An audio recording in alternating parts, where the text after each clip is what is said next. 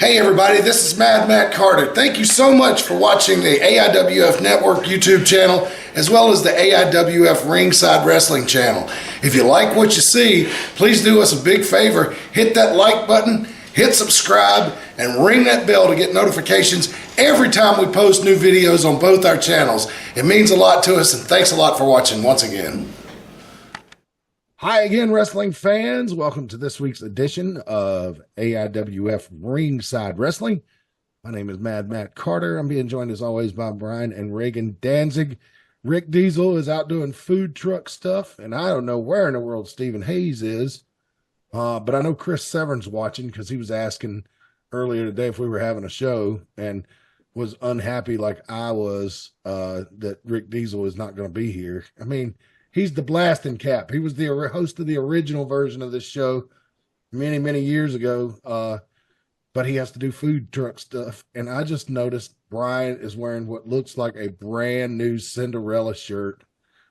These people are not our sponsors, but that store at Broadway at the beach, the retro store, man, they got some good shirts. We loaded up. Yeah, I had several that I chose that I was trying to choose from, and then they played Cinderella night songs, and I was like, okay, that seals the deal. So it was between the Cinderella, the Duran Duran, and then I think a Dio shirt, but then they played night songs, and I was like, okay, that's the sign. I need to get the Cinderella shirt. Yeah, I love that store too, man. Did you play the Pac-Man machine while you were there? No, there were a bunch of kids, and we get to play it. Yeah, with Scott. So, but because now I don't know. They have the '80s store, and then on the other side they have the '90s store. Yeah. So we hit both, and I got me a sweet 90210 Luke Perry shirt. So that's something. That's something. Mm-hmm. Yeah. I'm so disappointed in his children. But hey, he's a scapegoat. It's not his fault. Well, and for the first time, he's entertaining. So yeah, you pick a fight with a grizzly bear. You usually don't come out on the other side. I mean, CM Punk's a walking, ticking time bomb. It's like Rick Diesel said. Why would you do anything to that guy to throw gas on that fire? CM Punk is the kind of guy that seems like you need to be calm and quiet and everything like that around. You don't want to get him riled up. He's like the real loose cannon. Yeah. Well, he's like those chimpanzees at the zoo, man. If you stare directly at him too long, he's going to come for your face. I mean, he's just, any guy that would be crazy enough with only really wrestling training and a few months of MMA training to go right into the UFC and get locked in that cage with somebody who's got years of experience with, mixed martial arts. Yeah, I know he lost twice, but I still say that was one of the most badass things anybody's ever done, and it took a lot of guts. Well, even though he lost, you didn't step in the ring, you couch warrior. You know what I'm saying? Like, you didn't do it. Yeah. Okay, did he? Yes, he lost, but he, like you said, he got in that ring and faced that guy, and so more than I've done. Exactly. Let's see who's texting me. Matt thing. My brother-in-law said thanks for the shout out. Maybe we ought to stream this thing to my personal Facebook page. I wish I could stream it too, because I'm getting like greetings from people around the world here. Got one from Phoenix and one from Ireland. Jessica can't see us now because she's not subscribed to the Mid-Atlantic face. But you need to get those people subscribed to the Mid-Atlantic page. Switch over to the AIWF. Tag it. Watch there. I don't even know what time. What time is it? It's 5. See, 2 hours behind. No. I'm saying what time is it in Ireland? Because Jess is up late, man. It's got to be like midnight there. Yeah. I don't think. Would it be last night or it'd be tonight? I don't know. Well, I can't do time zones. I'm not smart enough for time zones. Yeah, I think the UK is 6 hours ahead of us, and I know Ireland's not part of the UK, but part of it, it's a mess. All right. Anyway, so we're here. They use the CUNT word a lot, and it's acceptable. So I'd like to in that culture use that word a lot. I didn't say that. So I've used that word a couple of times in my life, maybe. Let's see. That's what I should have called that kid in the pool. I fought with a kid in the pool at Myrtle Beach. Fought with a kid. Well, as a teenager. They were throwing a football, so they were taking up the whole pool. That's not what I fussed about. They were on the 5th floor, and they threw the football down. And I went off. I embarrassed my child. I said, your parent might tell you this, but I'm telling you this. You don't throw something from a balcony. You could hurt somebody. And I went off, and Rocco ran for the hills. So, yep. You're right, though. I mean, you drop anything from 5 stories, it's a deadly weapon. I mean, Yeah, and it's a football, which is already hard. And the first thing is they almost hit me in the face with it, and so that started me off. And then it just built, and I couldn't help it. Yeah. But they ended up going to the beach and playing with their football, so I apparently scared them. So. Well, and it worked. I mean, that's where they should be throwing a football at. Is there's plenty of room on the beach, and you're not as likely to hit somebody. I mean, it's just people. Mm-hmm. Just that's true. But I used to, when I was a little kid, I'd be curious. Like sometimes you'd visit an older friend or relative in the hospital. They'd be in their 80s or 90s or something, and they'd be like, I've had a good life. I'm ready to go. And I would always I wonder why they would say comments like that. But the older I get, it's like, after so many years of just people and their bullshit, you just, I'm ready to go. I've had enough. I'm tired. I understand why some people say now you know why Yoda went and lived on Dagobah to get away from everybody. And died when Luke was asking too many questions. Yeah, that's funny. I mean, did you ever have somebody? I saw that meme years ago. Did you ever have somebody ask you so many questions you just died? No. Well, we're supposed to be talking about wrestling here, and we will, and we are. Let's see. We got Capital Punishment coming up.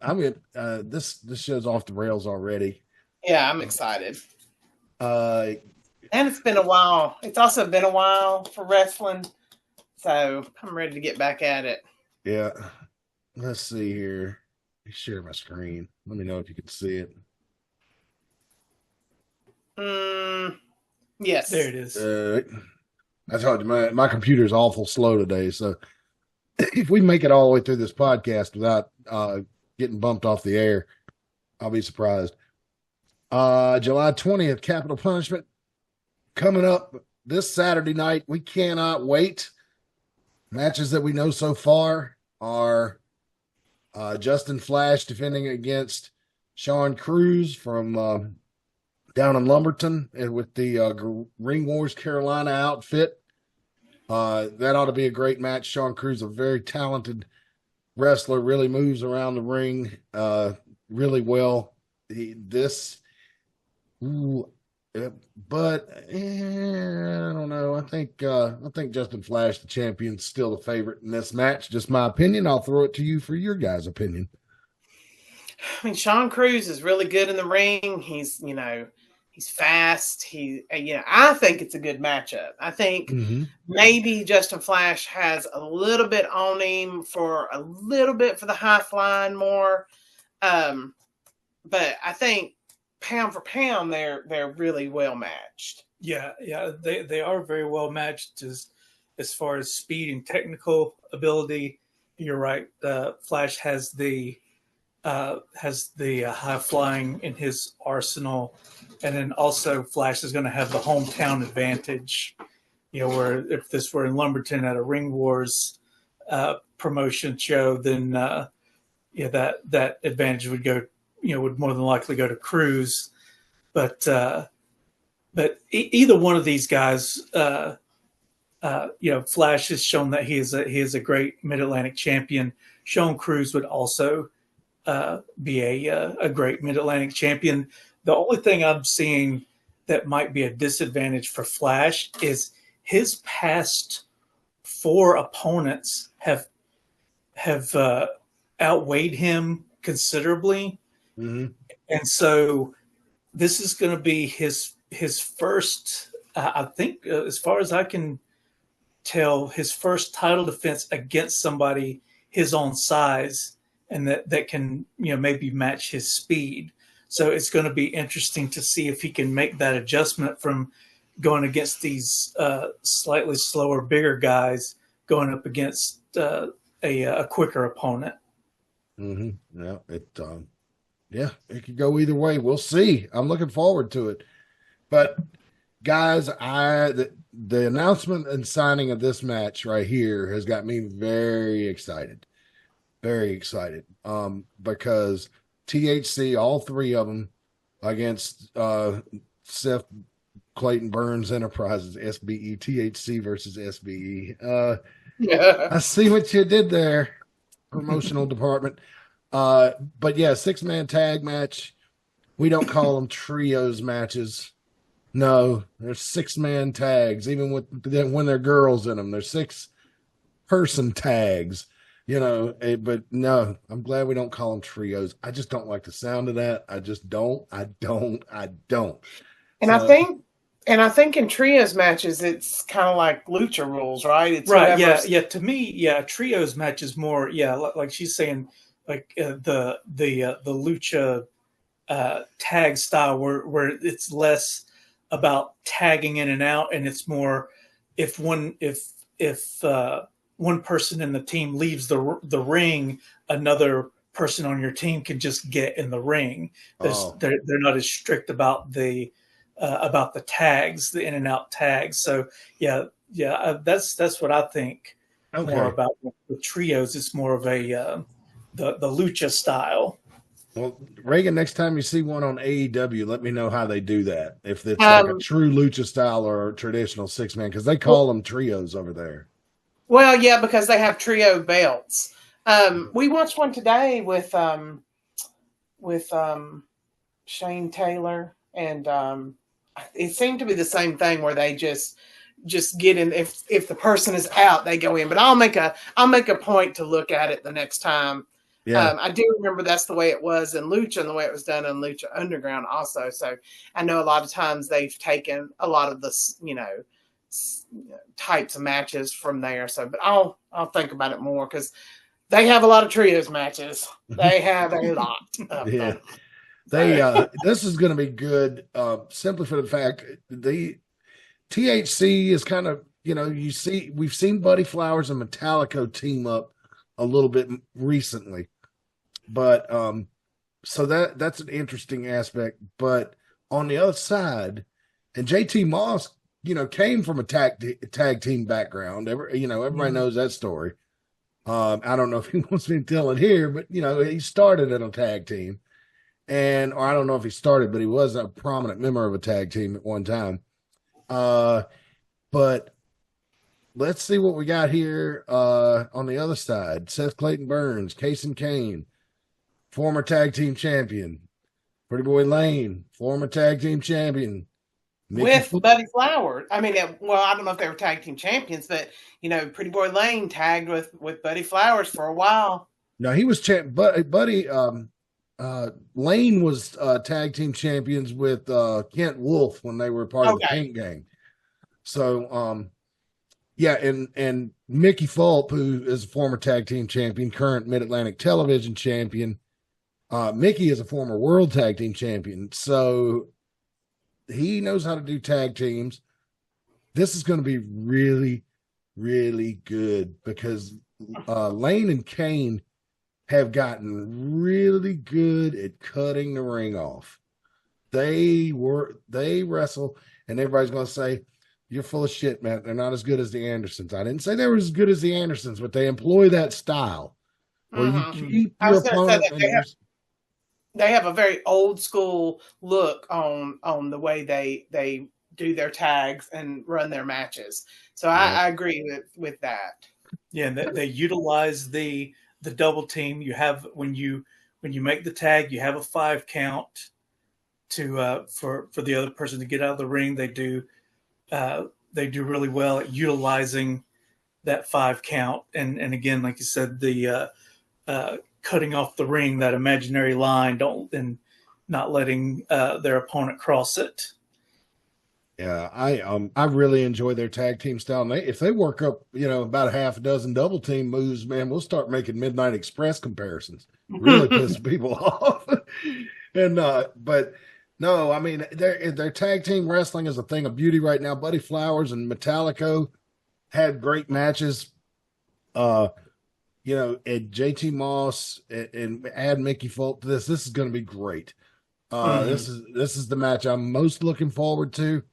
If I had to pick a winner, I'm going with Seth Clayton Burns Enterprises just because they are red hot right now. Not to say that THC isn't, but with Seth Clayton Burns at ringside, that's that extra help, that extra distracting factor.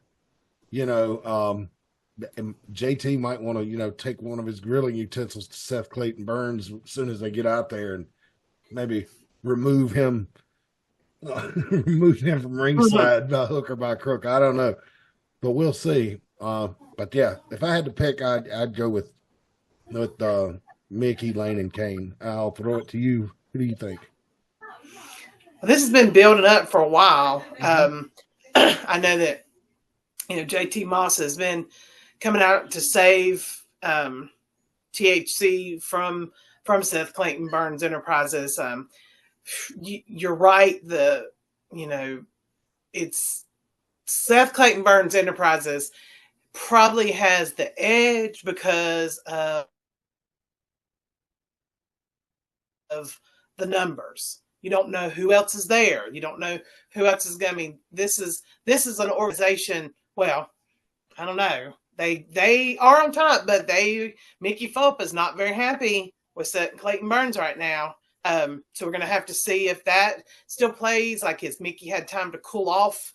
When he found out Seth Clayton Burns was putting him into all those matches with stipulations, but so we're going to have to see if that comes into play because that can really cause some issues in the ring if you don't trust the people you're with. Yeah, I think, I give it to Seth Clayton Burns Enterprises too, just because I think Seth is going to do whatever he can to make sure that his team wins, because he's already hanging up by a thread, especially with Mickey. And I think if they don't come out with the win that night, then that may be the straw that breaks the camel's back, and everything could fall apart all around Seth Clayton Burns. So I think he's got a plan lined up to make sure that they walk out the winners, because if not, then it could be that all this empire that he's built could crumble this Saturday night. Yeah, we'll see. It's going to be very interesting. Mickey is a very angry man right now, and we're going to have to see. It'll be very interesting to see what happens. So, and I think I said the word "see" more times in that last. I'm telling you, I'm having a rough day. I can't put 2 sentences together. All right, let's see here. Let's go to this next one. Now, Action Jackson. Have we seen him before in the Mid-Atlantic? That name seems familiar. I think he was here it's been over a year, I know. Right. Yeah, I think he's wrestled with the AIWF Mid-Atlantic, but it's only been once. I'm really looking forward to this matchup. When he was, his match in AIWF Mid Atlantic, he was very impressive. I've heard a lot of really good things about this guy, and he'll be a really good test against Jackson Sane, a man who has still yet to be pinned in the AIWF. He's lost some matches by DQ, but nobody has pinned his shoulders to the mat, and nobody has made him submit.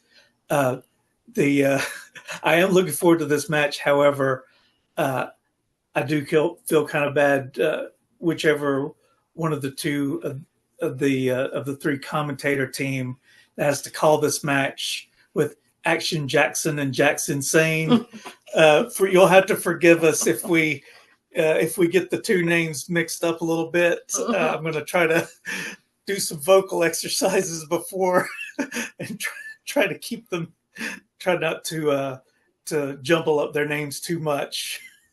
Hey, one of my mentors in radio, Ron Morris in Martinsville, Virginia, told me to practice in the car enunciating as I was driving. So if you see Brian driving around, you'll be seeing him like going, Action Jackson Sane. Just repeat. And I'm curious to see what Jezebeth has, what animal she has this time. Mm-hmm. I know Yeah, she better not bring another dog. I can tell you that. Oh yeah. Yes. Well, that did not end well. The rodent. No, it absolutely did not end well. Yeah. So and look, kids, that like those rats that she walks out to the ringside with are real. All right, they are real. They have freaked people out in the locker room. So yeah. So she seems to have it domesticated. It's not like trying to pick up a rat on the side of the Ohio River and pet it. They seem to be fairly well domesticated, but still, it's a rat. Yeah, they still got teeth and they can still bite. Yeah, exactly. So They be just careful. might not give you rabies, but it'll still hurt. Be damn right it'll hurt. Yeah. So, but yeah, we were talking about Jim Cornette earlier. He had a pet rat at one time. If you go back to 1996, when Mankind first came to the WWE, those promos where he's holding the rat, that was Cornette's pet rat. Huh. So, mm-hmm. We had a roommate who had two rats, and they were too close to the wall, and they stuck their little beady little eyes and teeth out and chewed holes in our walls. Mm. Yeah, that's what they do. That's her fault. That's owner error. Yeah. But I'm excited to see this one too, because this is two very different styles. Mm-hmm. Two very different looking people and two very different styles. So it will be interesting to see how somebody who is obviously a technical wrestler deals with somebody like Jackson Sane, who you could say is what is the word I'm looking for? It's on the tip of my tongue, but I can't. Oh God, unorthodox. So it'll be interesting to see how this match unfolds. Yeah, this one I have no idea. It's going to be wild, that's for sure. Also on the card Saturday night. I'm looking forward to this one too. Oh, goodness gracious me. Ty Tyson versus Lewis Moore. Every time I see Lewis's face, I'm reminded of where my Zaxby's addiction began. And if you don't think I'm addicted to Zaxby's, look at the app, baby. I've got enough points to get $10 off my next order. So holy moly. So if you know the Zaxby's app, that's a lot of points. That's impressive. What? Well, anyway, Lewis came out with Ty to support him at the last show and then promptly turned on him, which is, if you followed Lewis Moore's career, is nothing new, not a surprise at all. But Ty's been around a long time too, and I think that he thought that Lewis would probably have a little more respect for him just because they are veterans now. And that's just simply not the case. And so we're going to have a corporal punishment strap match. I don't know what that means. We're probably means it'll be pinfall or submission as opposed to touching the four corners. This one is just an ass whooping. This Yeah. is the one of the reasons I am looking forward to this is we have two, like you said, veterans who are very reminiscent of old school wrestling. Like they're both students of old school wrestling, and I feel like they followed, and I think we're going to see. And I think we're going to see a Wahoo type strap match here. Yeah. So, and if you don't know what that means, you should Google what is it? Wahoo versus Kurt Hennig in the AWA. One of the most vicious whippings I've ever seen somebody take. So. Oh wow, I've never seen that one. Oh my God, what is it? They're on to, and Kurt Hennig says what? He says, "Son of a bitch," or "God damn it." Yeah, the second. He said, "Yeah." He's like, "God damn it." Yeah, on ESPN. Yeah, ESPN Live. He says that, and he Wahoo lights him up, and and I've seen other Wahoo matches where so this is what I'm hoping to see with this match. I want to see some actual beatings and I think they're going to murder each other. So we'll see. And that's just a warning. There are people that bring their kids to these shows. And I'm not talking about this match. I don't think it'll be anything that kids can't stomach. But some of you ringsiders really need to clean your mouths out with soap. I'm telling you. And I know one particular ringsider, and she's going to know who I'm talking to when I say this. I know where you go to church. And if you keep acting a fool, I'm going to call your preacher. Just keep that in mind. Then you'll have a whole lot of explaining to do, Lucy. So anyway, just saying that. We don't mind if you get rowdy, but what made me think of it today. I was watching NXT this week, and instead of yelling, "This is bullshit," and getting them blacked out on the USA Network, they were yelling, "This is bull crap." So I knew somebody had gone out there and had a word with that audience before they started up, and everybody said, "Oh, Raw's going to be so much better when it goes to Netflix because they won't have to black out the audience." And yeah, you can get away with a little more on Netflix because it's a paid service. And it doesn't fall under the guise of the FCC.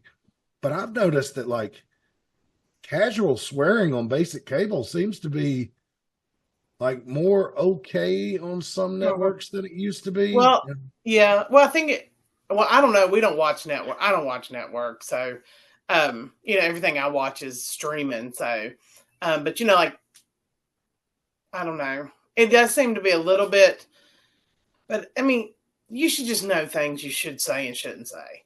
You know what I mean? It's okay. And hey, if a GD or an F or something like that slips out, because it happens, okay. But just don't go on a Andrew Dice Clay.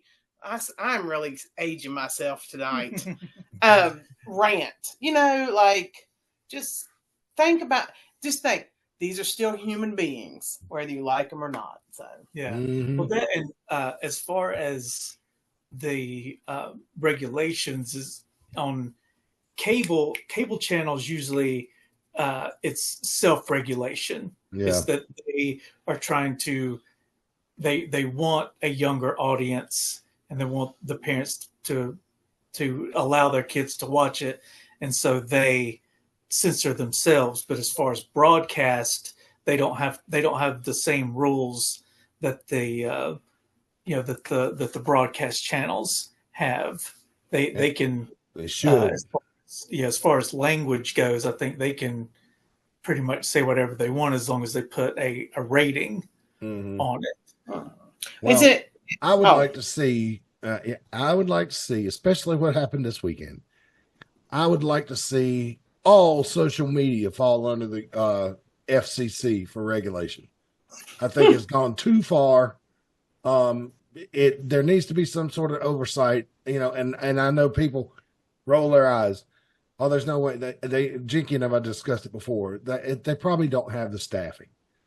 Well, you know what? Do what the U.S. government always does. Farm that shit out to a third party and put a clamp down on it. It's just it's too much. TV. I'm sorry. The airwaves need to be regulated. And I'm with Brian. If the cable networks want to allow casual swearing because they think it ups their viewers and it doesn't piss off their sponsors, fine. That's great. You know, HBO gets away with it because they don't have sponsors, right? You got to pay for that. But FX does it after 10 o'clock. It's whatever. Yeah. Really? Okay. Yeah. Because that's where we watch What We Do in the Shadows. And it does it have F-bombs? Yes. It has F-bombs and stuff. And so, but it comes on after 10. Do they put a warning up? Do they put a warning? Do they put a warning up? It's an MA, and then it says coarse language. What is it like? Coarse language, smoking, sexual stuff, blah, blah, blah. So, yeah. But I know FX is one of those ones who does it. And then they don't drop F-bombs on TBS for AEW, but they do. I mean, they say, like the other night, somebody said shit. So, you know, they let those lower level cuss words out. So, you know, if Ted Turner was still in charge down there, that would not happen. You know, it would not. I cannot see that happening. And, you know, because Ted Turner was so conscious about everything on TBS being family oriented, you know, everybody can watch, you know, and, you know, I mean, Dusty Rhodes got fired for, you know, the Road Warriors putting a spike in his eye.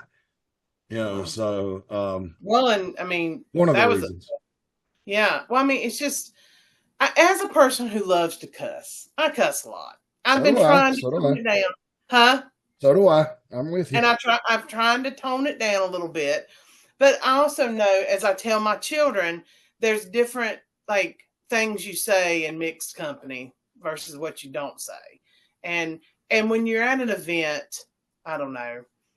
Like I said, if one or two slip out and you get mad, that's fine. But don't do a tirade that and not only am I talking about cuss words, I'm talking about slur words. I'm talking about insults about people's lifestyles. Keep that in your mouth. This is a fun place to be, and it's okay to get mad. It's okay to get angry. It's okay to tell the people off. But again, these are still human beings. So, God, we sound like we're on a soapbox. I got to do this. Yeah, and you know, and I am the worst of that. You know, when somebody says something like that, I immediately have a word that I call them that's not politically correct. That starts with the letter R. That's not politically correct anymore, and I need to do better about not calling them that. For them calling the wrestlers' names, although I usually just mumble it under my breath. But anyway, let me read some ads real quick, and then we'll move along and get Reagan to tell us about what she's been watching on AEW. Premier Auto Detailing has been with us for a while now. They're a great car wash and detail service there that operates in Mount Airy. Hands down, the best car cleaning service in town. Got a new number for you. Reach out to them at 336-736-2638. That's 336-736-2638. Oh, dyslexia kicking in. All right, so check them out. New or old, classic. If you got a fleet you need cleaned up, if you're a used car lot and you don't want to take on a new employee, here you go. Problem solved. Premier Auto Detailing. Give them a call, 336-736-2638. And Tees Creations, custom apparel, home of custom-made t-shirts, sweatshirts, hoodies, whatever you need. They're all over the freaking internet, man. You know, they got their own website, teescreations22.com. You can find them on Facebook. They're very active on TikTok and Shopify. And I know how much a Shopify membership is, so please go on there and buy some shit to help them pay for that Shopify. That is not cheap. Don't believe me? Go look. It's not cheap. But yeah, Tees Creations, check them out. And they, of course, they're the official merchandise dealer for AIWF Mid-Atlantic. So if any of you boys out there that wrestle on the cards are hearing my voice, You don't have to send off to Chicago. You don't have to go somewhere distant to get merchandise made. You just see you know who the people in charge are of T's Creations. Just see them and work out a deal, man. I mean, you put a few extra bucks in your pocket by selling some merchandise. All right. So if you want to advertise with us, it's real cheap. $10 a month. Still waiting on that first payment from Secondhand Heroes. I know you're out there, Ace. I know it don't come to me. I'm just ribbing you. But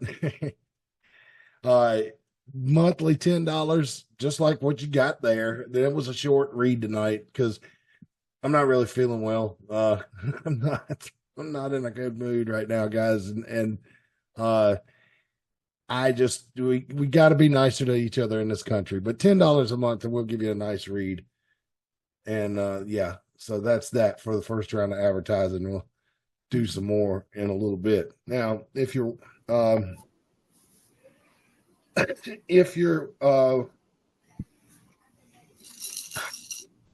just be nice to everybody. God almighty, man, we're all freaking humans. We all breathe the same air. I wish I could quote that Kennedy speech, you know, when he was talking about the differences between us and the Russians.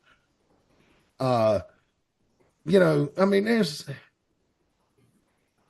there's people dead in Pennsylvania tonight because of some kids ain't gonna have their daddy come home because of some shit that was on social media that started with name calling. So yeah, we got to do better, people.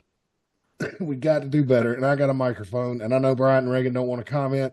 You know, this has nothing to do with political affiliation, but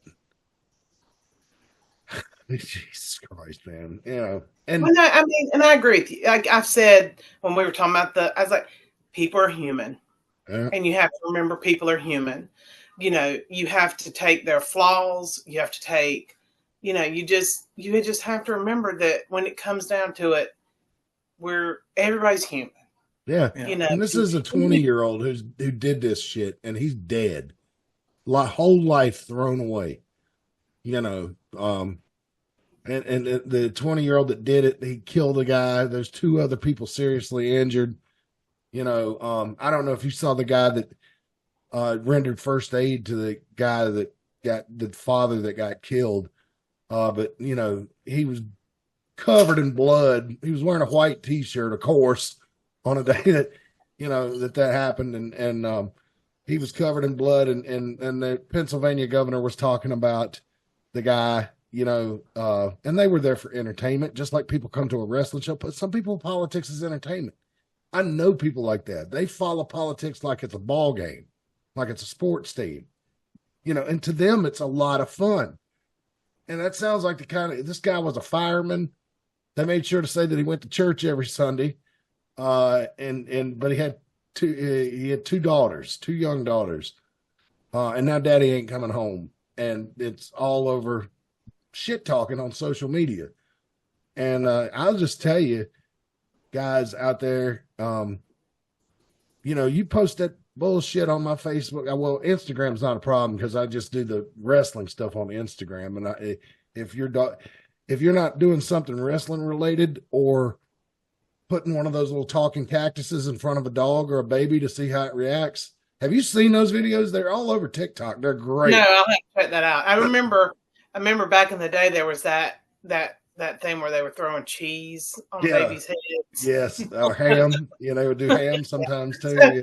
Which you know probably is unethical, but it was pretty funny. It is funny. It is funny. And so there's plenty of good stuff on the internet, but people get all bent out of shape about the bad stuff. And I'm gonna start deleting some motherfuckers on Facebook. I'm just telling you. But you know, that's considered the old person's social media anyway. It's the boomer one. Yeah. And I use it now for finding recipes and finding things to do, like events and festivals and concerts, and that's a really good way to do that. But I don't know. Yeah, man, it's a rough time. Like, and you don't, just because somebody looks at politics or religion different than you, man. I'm not meaning to sound preachy, because I'm guilty of this just the same as most people are. So, I'm not talking down to anybody. I'm kind of like trying to make my own self better here. It's like, because somebody disagrees with you politically or religiously or how you live your life does not make you their enemy, right? Now, if somebody tries to come in your house and hurt your family, they are your enemy and should be dealt with accordingly. And we have laws in North Carolina to protect you from people like that. And if you deal with them in the manner they should be dealt with, the laws will protect you. But you should take concealed carry so you know what those laws are. Don't just shoot somebody. But I'm telling you, man, we need to be better to each other. I mean, wishing death on anybody is a classless fucking move. And it to anybody. And if it goes always. It's not just about political figures, it's about people. Yeah. There are certain people in this world who wish death on people for their lifestyles, or for I'm going to get preachy, or for being Jewish, or for being gay, or for being Muslim, like anybody, and it's just because of who they love, or what they look like, or what their religion is, or what their this is, or what that is. Just leave. I don't know. You know what? None of your business. Just go about your life and don't worry about what everybody else is doing. And if you see something on TV that you don't like or offends you, you got 1,000 channels, brother. You ain't got it. And if you got 1,000 channels, there's always sports. There's plenty of programs that aren't preachy, and there's plenty of other shit to watch besides CNN, Fox News, and MSNBC, which I think is a problem. I think they fire up the people. They just do whatever they can to get you mad. CNN is the lesser of those three evils, but Fox and MSNBC are the worst. All they do is try to get people fired up and angry so they'll sit through the next break. Mm-hmm. Well, it's just not only that, just for benign things, like stories you see on, this sounds, like on Facebook, they just want you to click it. They want you to click. And, and everybody who knows clickbait, and that even goes all the way down. I know we're talking about something really serious, but you see it all the time with wrestling stories. Yes. And you click on it and it's like, they're like, WWE superstar leaves AEW, and you click on it and it's CJ Perry leaving AEW. And I'm like, I didn't even know she's still there. So it's just you. The one thing I say is, but Reagan did a big thing right there, guys. She admitted she fell for that shit. And don't laugh at her, because you've done it too. So have I. Yeah. So, yeah. Well, I mean, it is. And you're just like, I don't know. It's just, the whole world is at your fingertips now. Mm-hmm. Use it smartly. Yeah. Use it smartly. Before you share something, just look it up. Make sure it's true. You see these people who put up these pictures of Keanu Reeves, and then they put these quotes over top of it, so it implies that he says it, and he did it. Or you see it also with Morgan Freeman. You see his picture and some kind of nonsense quote. You see all these things, and just and historical figures too. Yeah, just because the picture is of Thomas Jefferson and has words underneath it doesn't mean Thomas Jefferson actually said that. Yes, or Abraham Lincoln, George Washington, Ben Franklin. Look it up. Yeah, and you can look it up in a way that's not just Googling it. There are plenty of historical and pages that are unbiased, that just give you information. Yeah. And just it takes 3 seconds to look something up. Yeah, to Google it. And most of the time you'll find out it's a scam right away. They'll be like, oh no, this is a scam. Yeah. Wait a minute, this is woo. Yeah, this is funny, because I was watching NBC's coverage of the assassination attempt last night. And if you're watching this sometime in the future, this is the day after somebody tried to assassinate former President Trump at a campaign rally in Pennsylvania. And which, I mean, you would have seen that by clicking the date of the video, and nobody watches the show on YouTube. I shouldn't say that. The bulk of our views are on Facebook. But the numbers on YouTube are not burning down the house. But that's why we archive the show, so it's there for historical purposes. But I was watching the coverage on MSNBC, or not MSNBC. What was I saying? NBC, the regular NBC network, local here, WCNC, Channel 36, Charlotte. It used to have other call letters many years ago, and was actually where they filmed the Mid-Atlantic Wrestling show when it moved to Charlotte from Raleigh after they got kicked out of RAL because of PM Magazine.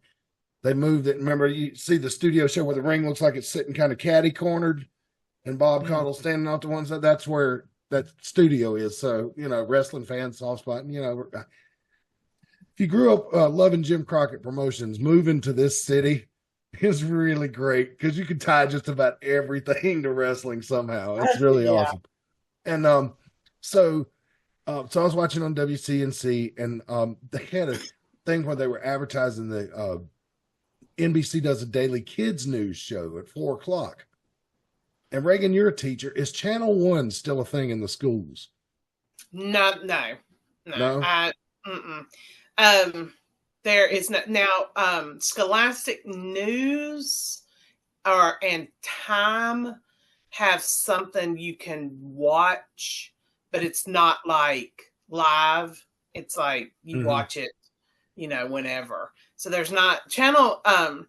Winston and Forsyth County Schools has Channel 2, but it's mostly just school information. Oh, okay. So they don't have the TVs in the classrooms anymore with the channel. Y'all remember what I'm talking about? Yes. I do. Yes, okay. That's awesome. Yeah, it's like a news channel for kids. Yeah. And they put it in the schools, and that was actually run by NBC. We're getting TV nerd stuff now, so you just watch out, folks. I'll get back to wrestling quickly, I promise.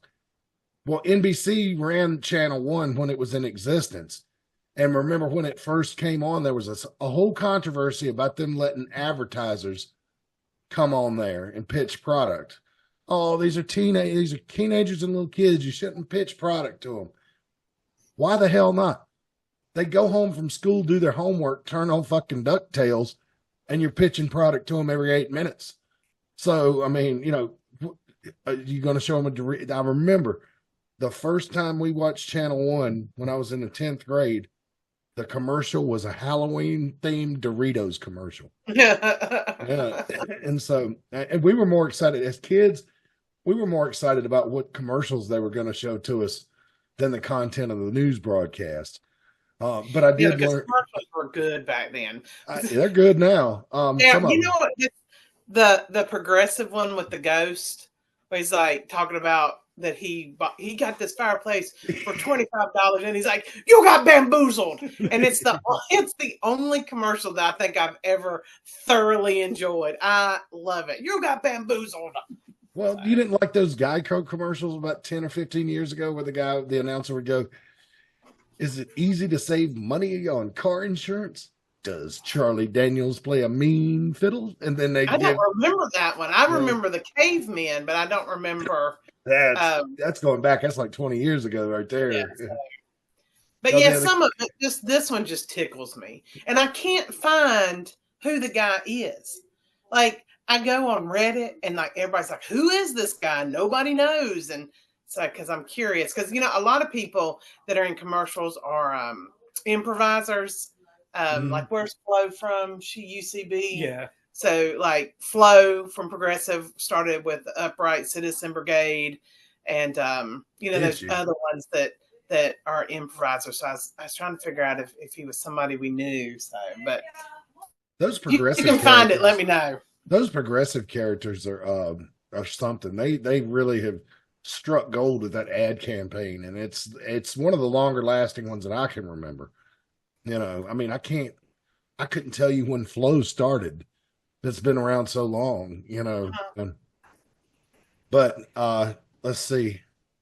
But you know what? An advertiser that's got me angry right now is Applebee's, because they're using that song "Unbelievable" to promote their 50 cents cheese sticks or something like this. And talking about the EMF song "Unbelievable." Yes. They also use a Kiss song, right? Don't they use Rock and roll all night. Yeah. Like, yeah. Well, I know Kiss is a bunch of sellouts. They've never denied, never admitted, but like EMF, which I guess they're old enough now that, they need the extra money, but I don't even know if all those guys are still alive, man. I heard they got into the occult and Satanism and all kinds of weird shit after they had that big hit. That's unbelievable. Yeah. Oh, what the fuck? You know what? I think we should change. We need to name this section of the thing Boomer podcasting. No, I'm not boomers. I'm a Generation Xer. So we invented slacking, kids. So, I don't think we did. I think actually the hippies of the boomer generation actually invented slacking, but I don't know. Mm-hmm. I mean, all they did was sit around all day and get high. Well, but the thing, it's going back even further than that. There's like there's writings from ancient Rome talking about how the kids today they're just lazy and they're not like us. Nobody wants to work anymore. It's like from time time when anything was written down, you've had people complaining about the next generation and how they're just hopeless. And I used to make fun of my mother because she would get not upset, but like it would irritate her when commercials would come on with songs from her generation, and I was like, nah. And now it does the same thing. It drives me crazy now. So. Yeah, yeah, it drives me crazy too. It's too bad they don't sell because we have Apple Music and stuff like that. You don't see the compilation albums like you used to advertise on TBS. When I was a little kid, they'd be like, you can get the best of the 50s, 3 albums, 2 8-tracks, or 2 cassettes for only $19.95. And I used to think this was so hokey and funny. And now I'm like, it would be now like, call now 1-800-257-1234 for the best of 90s grunge music, and so I'll tell you something, kids. I'm actually kind of quite impressed with most of some of the younger generation, at least the ones I know. The ones I see at Walmart, no. That's why I shop at Food Line most of the time because Walmart makes me sad. But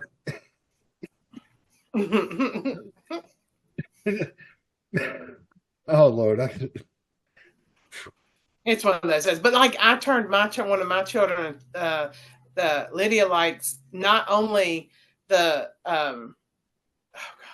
Eastbound and Down, she also loves the slow song about the bandit that plays it.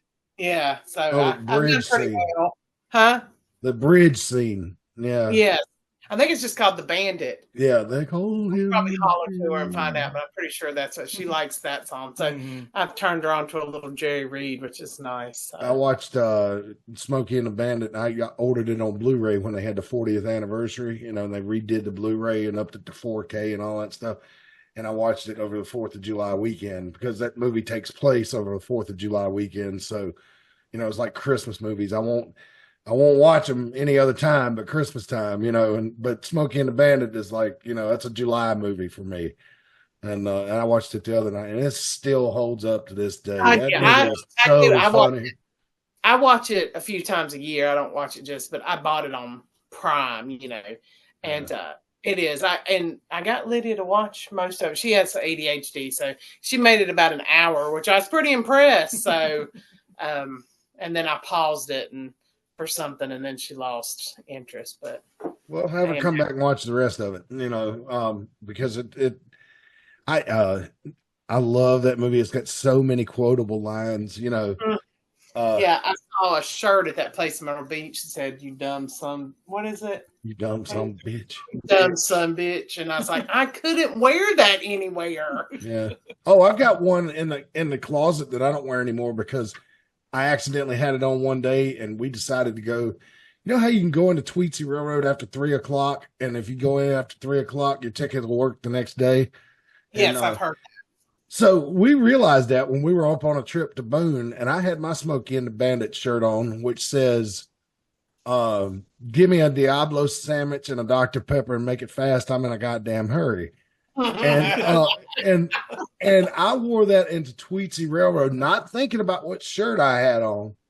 Mm-hmm. And there's all these little kids, and I see little kids just stopping and staring at me, and I'm like, I look at Jinky and I was like, you need to get out of here like that. And she's like, what do you mean? I said, look at the shirt I've got on.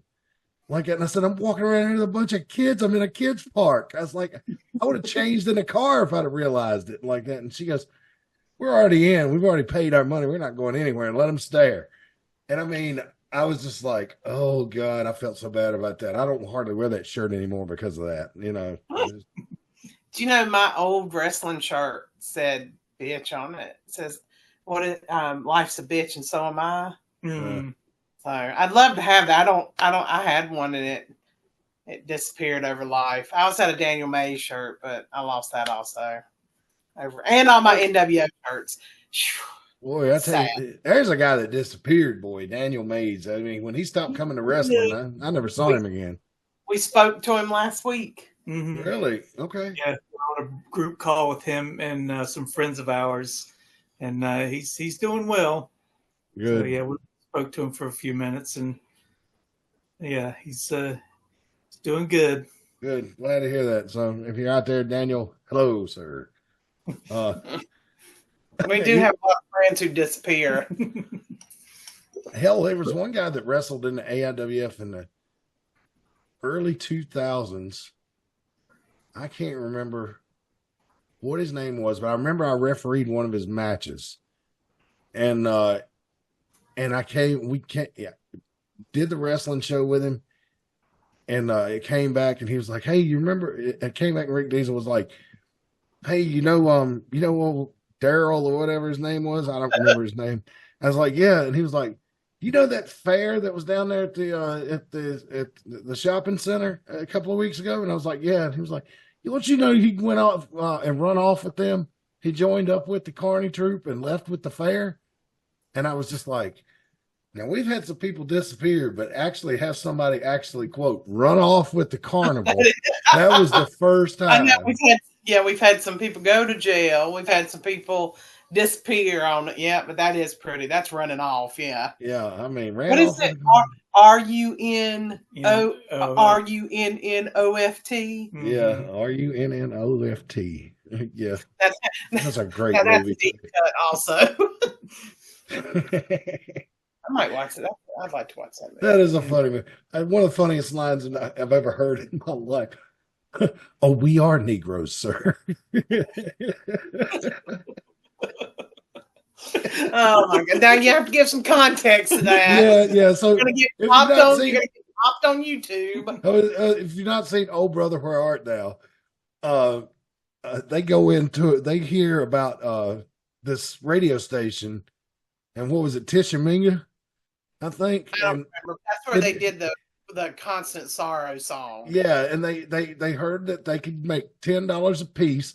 Now this is during the Great Depression. $10 was like it would go a long way, and so they heard that they could go to this radio station and the guy would pay him $10 a piece if he sang real good, and so yeah, he had a record thing down there, and the guy they get to the radio station, and the guy is blind.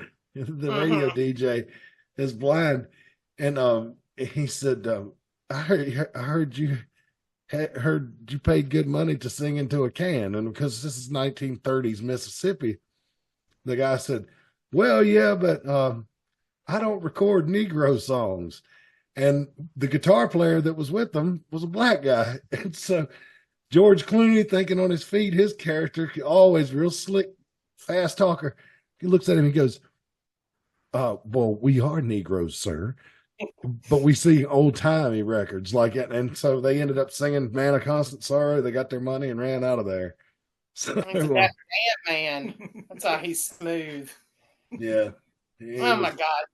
Yes, aging ourselves again. Yeah. Oh, Lord. Yeah, but Oh Brother, Where Art Thou, man, you know, that movie was so crazy. It was about the Old South, but it was really a retelling of Homer's Odyssey. Mm-hmm. And so that's what made that really cool was like, the Cyclops. John Goodman was the Cyclops, who was in this movie a Bible salesman that was dishonest and a member of the Klan and just a horrible human being altogether. When John Goodman plays a bad guy, he is damn good at it. What? He is. I think he's one of those actors. Like, I love everything he's in. Mm-hmm. He's just good at everything he does. Mm-hmm. And this sounds really crazy. He's in Skull Island. Yeah, Skull Island, the first movie. Yeah. God, he's so good in it. Yeah, he gets eaten by a bug. Yeah, I mean, it's just he's a great actor, and he's really good in Righteous Gemstones, and like I'm trying to think he is good in everything. The one movie I've not seen him in that I would like to is the Cloverfield movie prequel that he's in. Oh, I saw the original Cloverfield, but I hadn't seen the. I don't know what it's called. He put somebody in a basement, and but I've not seen it. I've always wanted to, and I haven't. Cloverfield was good, but it gave me motion sickness. It was Cloverfield Lane, I think, is what this one was called. Yeah. Anyway, I enjoyed Cloverfield. I watched it one time. It made me have motion sickness, and Blair Witch Project did that to me too. But I got over it at the Blair Witch Project. About 20 minutes into it, I was able to get over it. But Cloverfield, man, it stuck with me the whole time. I have not seen that one. I don't know why. I used to not like monster movies like that, but since I enjoyed all the Godzilla movies, I might need to go back, and I do like found footage movies too. Yeah, I mean that's what it is. It's just a found footage monster movie, and it's pretty cool because they do it in a way that you don't see much. You just see enough to get your imagination going. So it's like, have you ever seen the original black and white version of The House on Haunted Hill? Yes. We talked about this before. That is 10 times better than the Liam Neeson version from the 90s. Oh, God, yes. Because they don't show you anything. All you do is hear stuff and see shadows, and I think it's terrifying. But anyway. That's one of the reasons I like Blair Witch Project. It had the same thing about it. Like, you could hear stuff. Oh, I'm getting cold chills just thinking about it.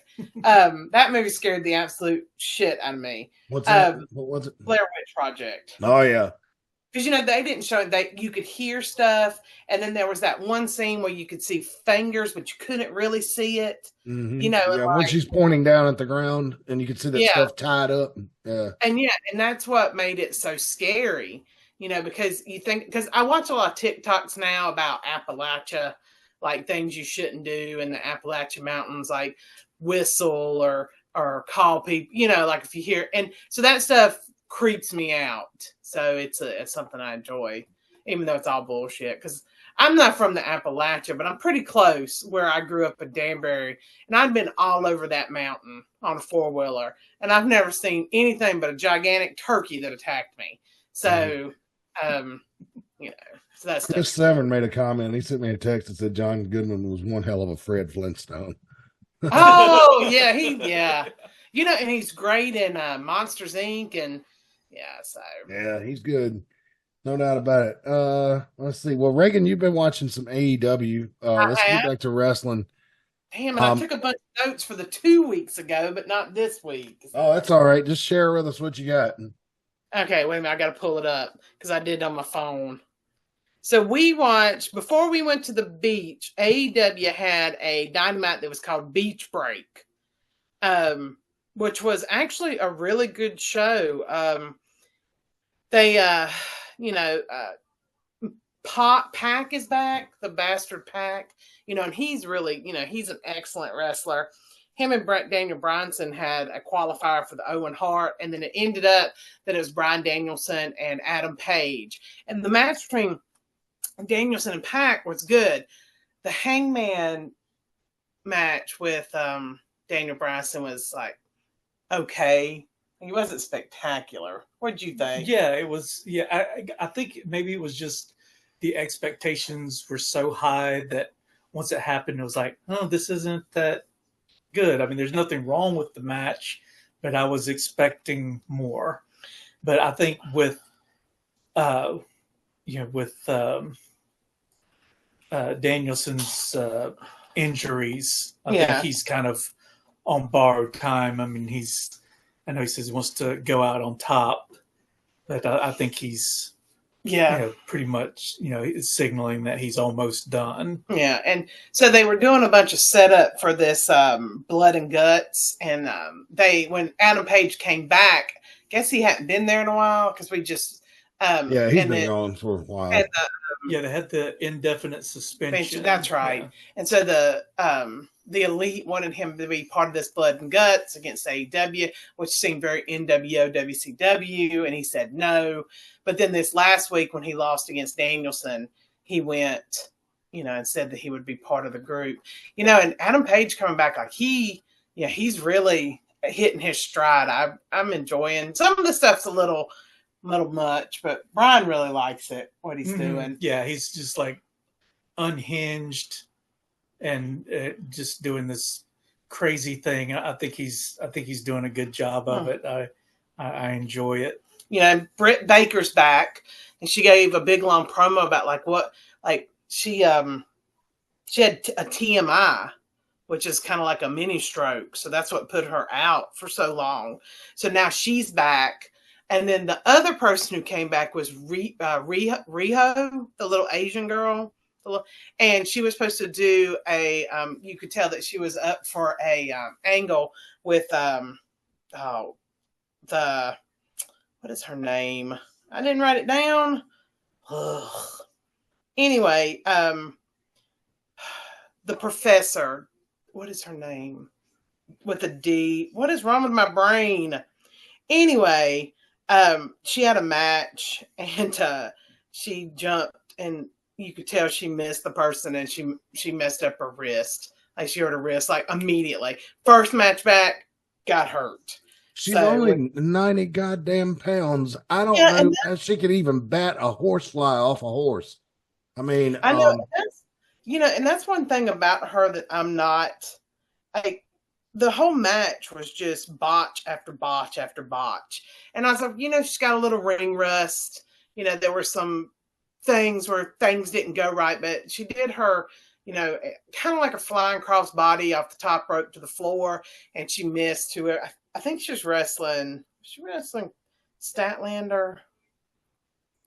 I think so. No, she wrestled Willow Nightingale. Anyway, I don't remember that, but she is hurt immediately, and it's a shame. Yeah, she is so tiny that it's unbelievable. The other thing that came out is Marco Stunt came back and wrestled Jack Perry, which was actually really fun to watch. Like, I know a lot of people don't like Marco Stunt because he's so little, but like you knew he was going to lose, but it was good. I mean, it was fun to watch.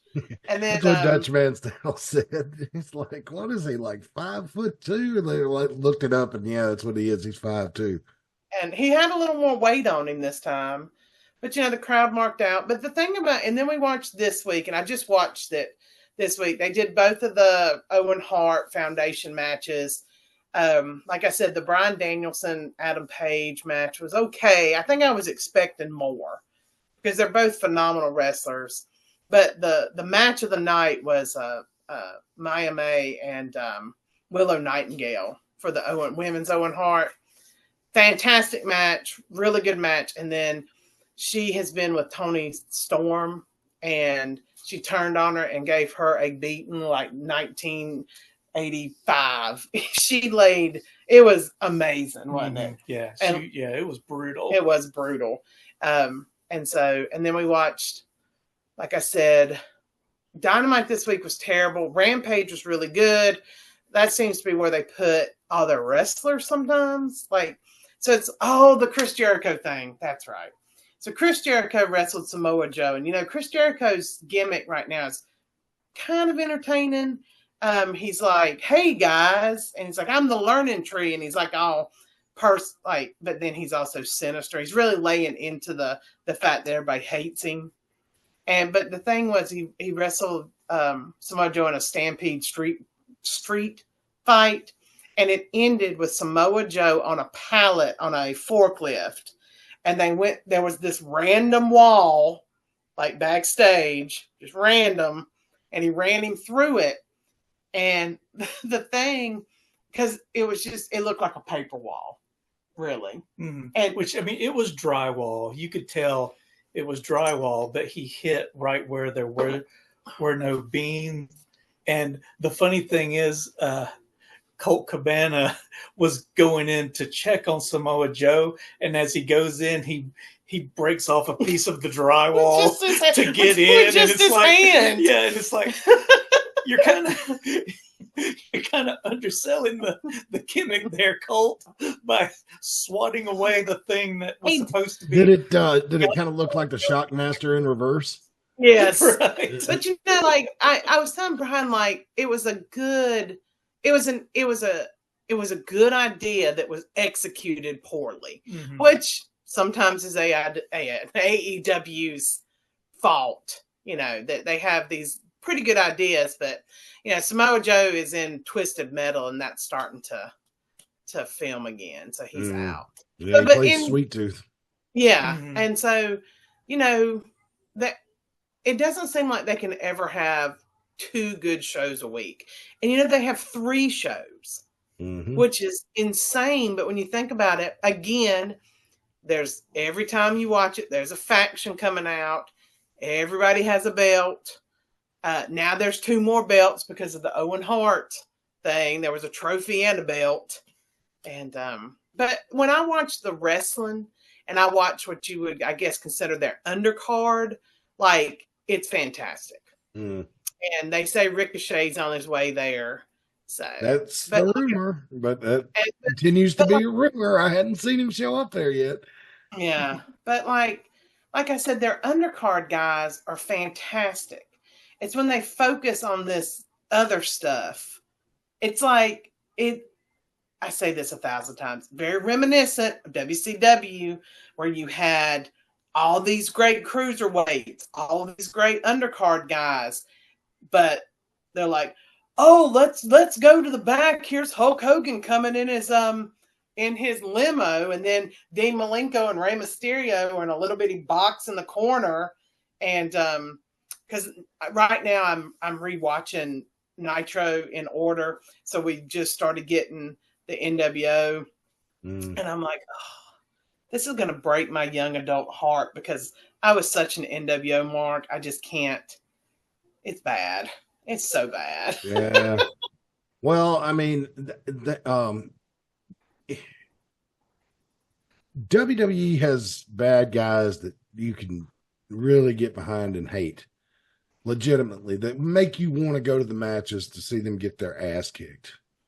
AEW has the Young Bucks, who come off every time I see them as a couple of jerk-offs.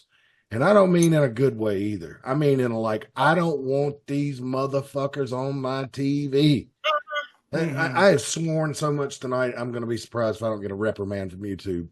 But it's like they come off as just unlikable, just it's like my feeling about go Jeff away Jarrett. heat is what they call it. And it's like my feeling about Jeff Jarrett. It's like I don't like him in a real way. Does that make? And there's just some wrestlers that you just watch, and it's not. You don't hate them because of the storyline of their character. You actually can't stand to watch them because you're just with them. Can't stand to look at their face. Yeah, there's some actors in Hollywood that are like that. With me, remember the girl in Superbad, the redhead? She's the most famous. I think of all the actors that were in that movie. That was a love interest of one of the boys. I can't remember her real name's Emma something. Emma Stone? Is it Emma Stone? Not the same Emma that's in Harry Potter. Different Emma. No, that's Emma Watson. Okay, so it's probably Emma Stone, and I am sure she's probably a nice lady, but I hate her fucking face. I can't watch anything with her in it. It's super bad. And that was a bad first impression because every time I watch Superbad, it makes my head hurt. And the reason is because the way they lit it. Something about the way that movie's lit makes my eyes and my temple and my head hurt. A funny movie. I loved it, but it always gives me a headache. Isn't that weird? So that might have something to do with it. But I can't even look at her face. I mean, I don't want to see her. if she's in something, no, I'm not going. I'm not going to put it on my TV. No, Jinky, you can watch it. I'm not. And I don't have any reason for that. But that just happens. Sometimes we just hate for no reason, and I don't even want to say hate because I don't want anything bad to happen to her. I hope she makes a ton of money in Hollywood, and whatever dream she has comes true. I just can't watch her. Yeah, but there are wrestlers that I'm like, I can't think of any, like I said, Jeff Jarrett was like that because I just don't like it. Until I saw him at that panel when he was talking about how Hogan ruined TNA, and I was like, yes, and he said it, and he didn't even pretend like he was trying to. You know how sometimes names will like talk shit about people, but not in a. Jeff Jarrett did not. He let Dixie Carter have it, and it was one of the best panels I've ever seen. And he just was honest, and I was like, yeah, because he's on AEW right now. He was a special enforcer for the match with Adam Page and Daniel Bryanson and Daniel. What the hell is his name now? Daniel Bryanson. Bryan Danielson. Brian, what the hell? Okay, I'm tired too. You're thinking of Daniel Bryan. He was Daniel Bryan. Okay, so I was mushing it all together. Yeah. And of course, how those end. The ref gets knocked out. Jeff Jarrett jumps in the ring, takes off his shirt, and he's wearing a sleeveless ref shirt. I'm like, why is it sleeveless? But yeah, to show off them guns, baby. But yeah, so. Well, AEW marches on. Let's see here. Let me read the second ad spot. Let's see here. And of course, we're going to come to you first with our friends at drawing a blank. Oh Lord, maybe we just need to get out of here. What are you talking about? Branch management? What are you talking about? Yes, I drew a blank. I'm sorry. I told you not having a good day. But branch management is great, man. They don't really have any more of the hanging plants. But if you need yard work done there, your go-to guys, pressure washing, anything you need to do outside. And I mean, let's face it, man, we're right in the thick of it as summertime goes. I mean, we're not even into summer a full month yet, and it's crazy hot. So if you just don't feel like going outside, or you want them to come do the work for you, any landscaping work you need done, 336-648-2487, 336-648-2487. Oh boy, call them up, Branch Management. Now you can find us on YouTube, AIWF Network, AIWF Ringside Wrestling. Send your hate mail to AIWF20@hotmail.com or any advertising inquiries. Thank you on the AIWF Ringside Wrestling channel. I got to read you these stats because we've had a great month. It's starting to cool off now. But we are up 218. Well, let me refresh it. We are up 219 subscribers this month. We're almost to 1,500 once we get another 55. Our views have been way up. Mickey Fault and Ty Tyson has been viewed. Let me refresh it real quick. Check this out. 32,737 times. Wow. I put that video up. When did it go up? June 26th. So it's only been up a few weeks. And it crossed 30,000 I think on Friday. And so we appreciate the support. Thank you guys. So like, subscribe, thumbs up, hit the bell. Appreciate you. We're just so happy with those numbers, and mainly happy that the guys who wrestle around here for these independents don't get trapped behind a paywall. So promoters at national promotions can see them. That's the idea. So if you see a match with your favorite wrestler on there, share it. Believe me, yes, the channel is monetized, but they ain't sent us a check yet. So it's a very slow process. So don't think for a second that you're putting money in anybody's pocket, that it shouldn't be going into by sharing our videos on our monetized channel, because it's not. I will tell you, no, I won't. Not on their platform. I'm not going to tell you. You want to know about Google? Come see me at the show. I'll tell you somewhere where it's not recorded, and I'll tell you how the whole thing works. Be glad to share that off the air. But yeah, you're helping the boys out when you do that. And I want these guys, I want there to be some more Javon Evans. I want there to be more Adam Pages, and Adam Page, man, not the biggest fan of his work now, but I knew him when he was, still in high school when he used to come around here. So, and I still call him Little Adam Page, even though he's all bulky and buff now, it's just, to me, he'll always be Little Adam. But, we want to see more guys like that. Who else? Andre Chase. I mean, so, help him out. You know what's funny, though? Even though Javon Evans is like the biggest sensation in NXT right now, I went and found his match where he won the TV title from Dirty Joe a couple of years ago and posted it to social media, and it's only got maybe 600 views. But it's good. It's got him listed as Jay Malachi. So I could go in there and change the title, but I really don't want to, because that's what he was known by in the independents. And you might get hit if you put the name. Yeah, and that copyrighted name belongs to WWE. So, but I might add something to the notes like FKA or something. I don't know. But anyway, thanks for the support on YouTube, guys. And yeah, let's get our indie wrestlers out from behind paywalls. There's other independent wrestling networks around the country that are doing this too and have even more subscribers than we do. There's a group up in Western Pennsylvania, I know that's in the news right now, that operates in Western Pennsylvania, the northernmost, the tip of West Virginia, the panhandle up there, and Eastern Ohio. And they cover independents all throughout that area. And they've got a bigger channel than we do. They follow us. They're a subscriber to our channel. So there are places around the country that this is happening.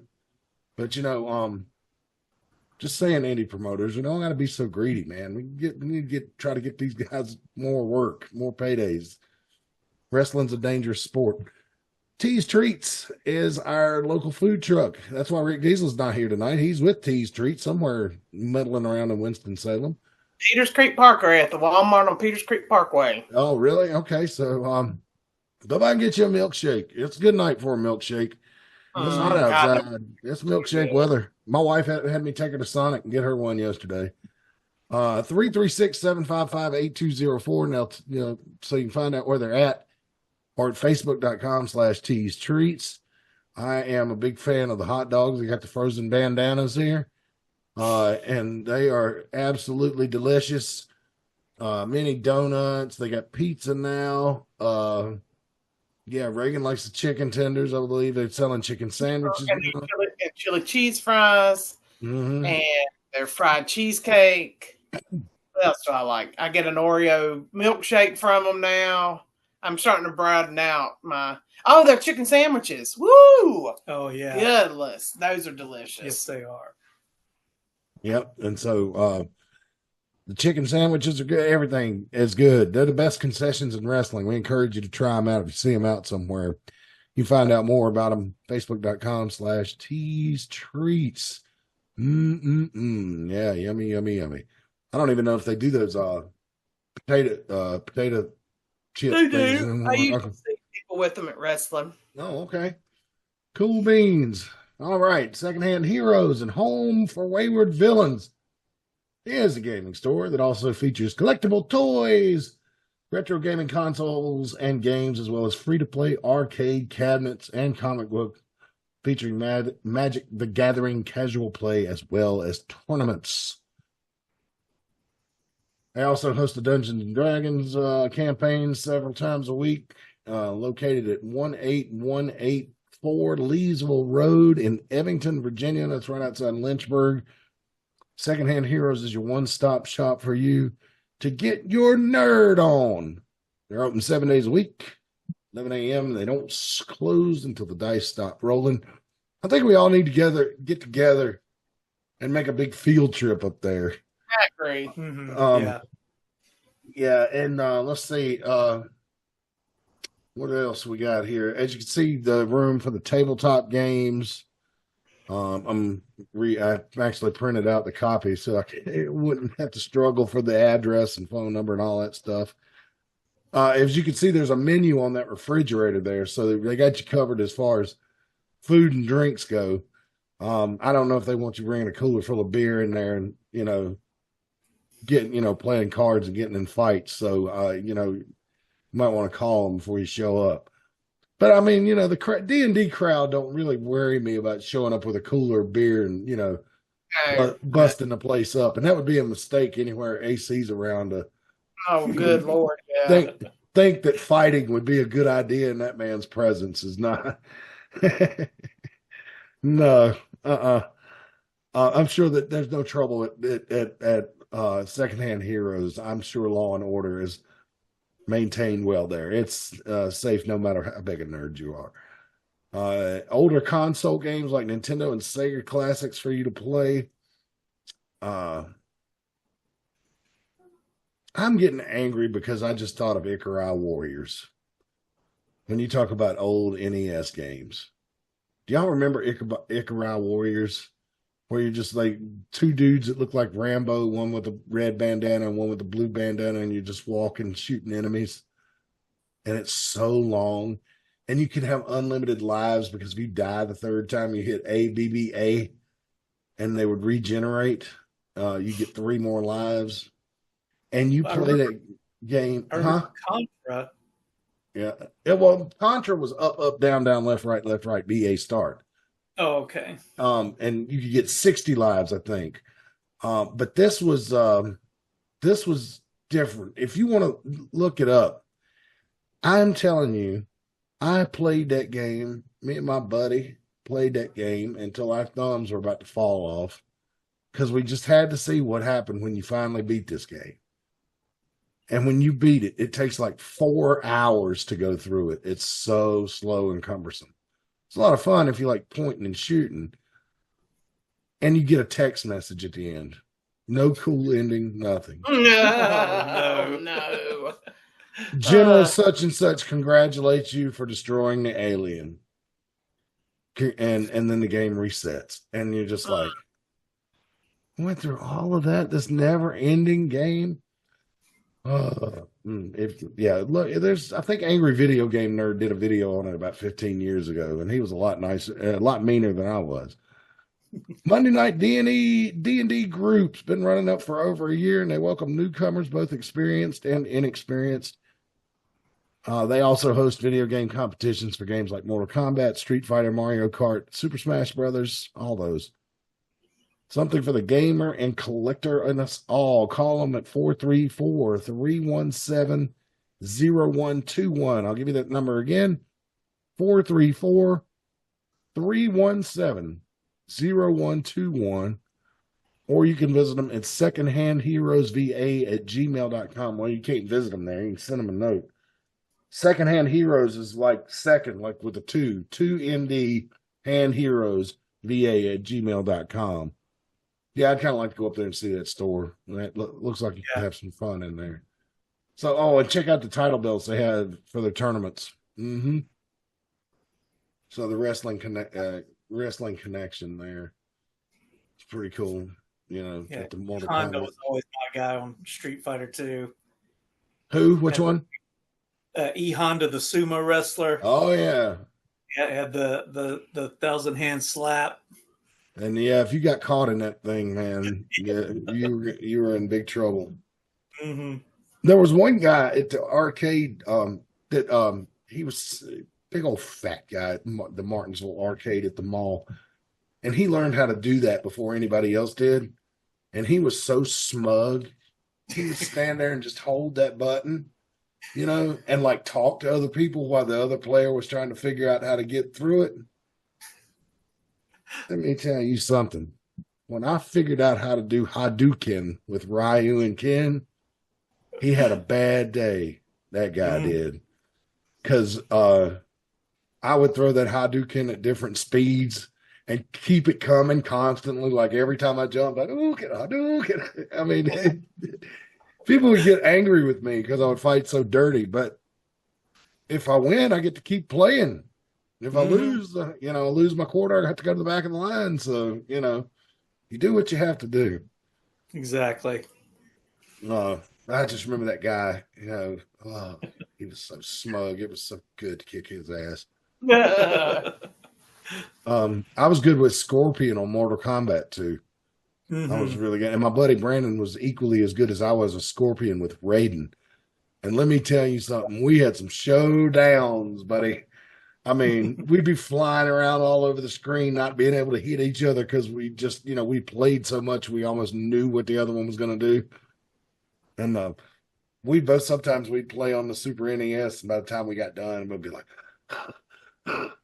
just from playing a video game, love it. We'd go on the bike to Backstreet to play Mortal Kombat. Yeah. Where you say Backstreet?